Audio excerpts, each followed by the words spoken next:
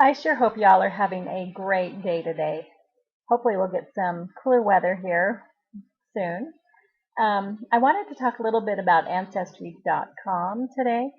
At Roots Tech, when I attended back in March, I learned a couple things from a class, and I just wanted to share those. I've been wanting to for a long time. But first, before I get into Ancestry, I just wanted to mention Kate Thomas reminded me, and I really appreciate anytime you have anything you'd like to share, please let me know because it's so fun to pass it on to others in the center. So I don't know if you're aware, but Who Do You Think You Are is actually, they've run a new series, and it began last week, I believe, and it's on Tuesday nights at 9 o'clock our time on TLC. So I just wanted to share that with you. I watched quite a few seasons last year, and it's just fun. If you love family history, you'll probably like it too. It's fun to see them search for records and see what they come up with, but I think that's a really fun thing to do. The second thing I wanted to show you, we talked about this in a meeting with Brother Rice Camp, and we wanted to show you how you can help people at the center email information that they found on Ancestry, so we don't have to use so many, we don't have to print so many copies on our printers there. So I'm going to show you how to do this. I just went to search all records, and I'm just going to type in a name, Thomas. Oops, I spelled that wrong. I'm going to type in Thomas Daniels, and I'm just going to search for him. I'm not going to do any kind of filters or anything because I just want to show you how you can easily email information. So I'm just going to go click on this 1910 census, and I'm going to look at the image. If you want to view the image, it's right here on this right-hand column. So I'm going to click on View Image. This isn't the person, but I'm just doing this to show you. So if you look at this record, any record that you find on Ancestry when you're in the center, or if you're helping someone, you can print it. But I think a better thing to do would be click on this More and see this email right here. Click on Email. And what this is doing, this is a little bit different. They've changed it. This goes and says, since I'm a member of Ancestry, it recommends different friends and family that I might want to email it to. Or if you come down here, you can enter any email address that you want. You can even enter several. It says separate each address with a comma. So this would be great as you're helping people at the center on Ancestry. Go ahead, instead of printing it out, go ahead and just email them the image, and then they can just come in. I don't think it lasts very long. It may only last a week or something, but they could come in at home and do what they want with it. They could print it themselves at home. So just a way maybe to cut down on some of the prints that we have. We had looked at how much is getting printed, and it's been quite a lot. And so we thought this might be a way to help cut down on that. So let me know if you have any questions on that, how to get to that. I'm going to go back. The second thing I wanted to show you is this family trees. I wanted to just click on mine really quick. And one thing that I learned, that it was an Ancestry class, a lady that was, works for Ancestry, she said, if you want to join Ancestry for a month or so, upload your upload your tree to Ancestry, and then go through all these shaky leaves, and this will give you hints for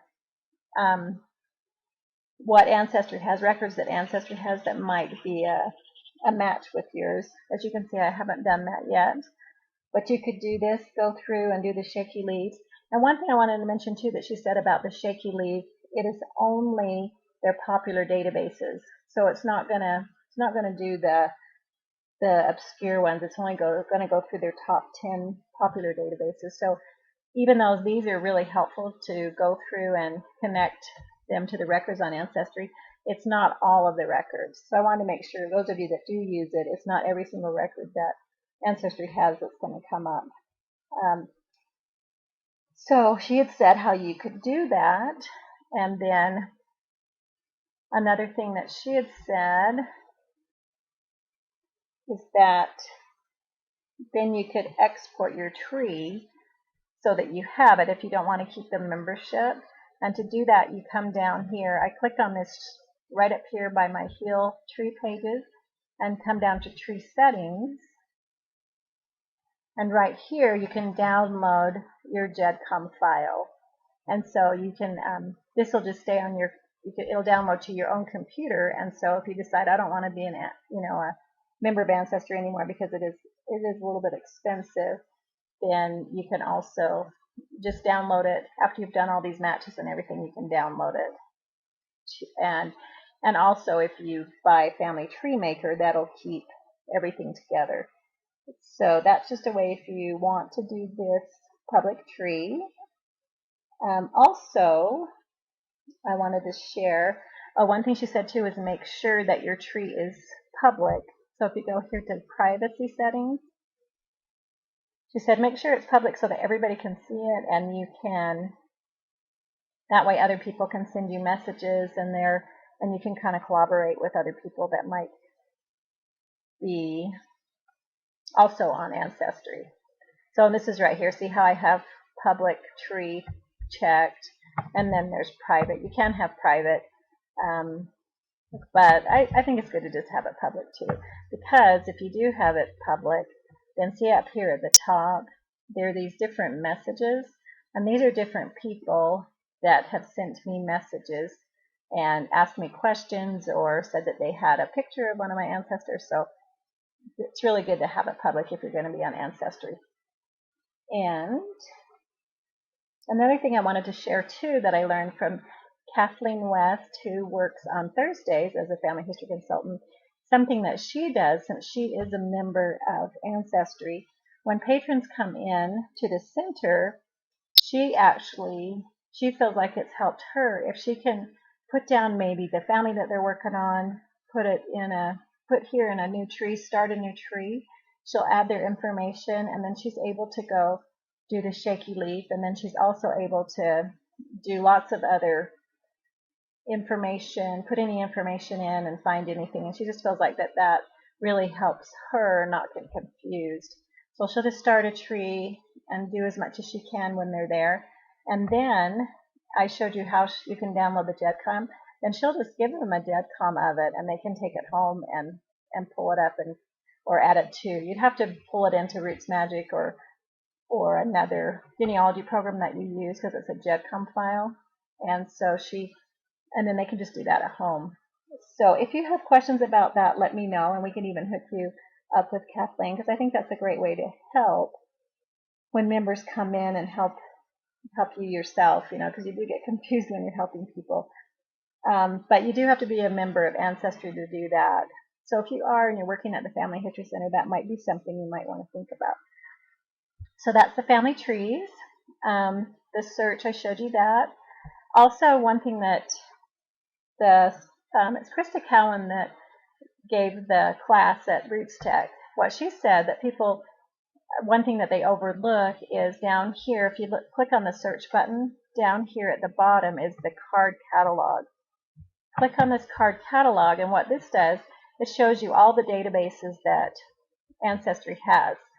And when these come up, the way right now they're sorted by popularity. And so this was faster when I did this before, of course. So anyway, these are all their popular websites, and popular records. And that's what I was telling you about when, those shaky leaves really goes through the most popular. You said like the top 10 popular databases, so it's not going to do all of it.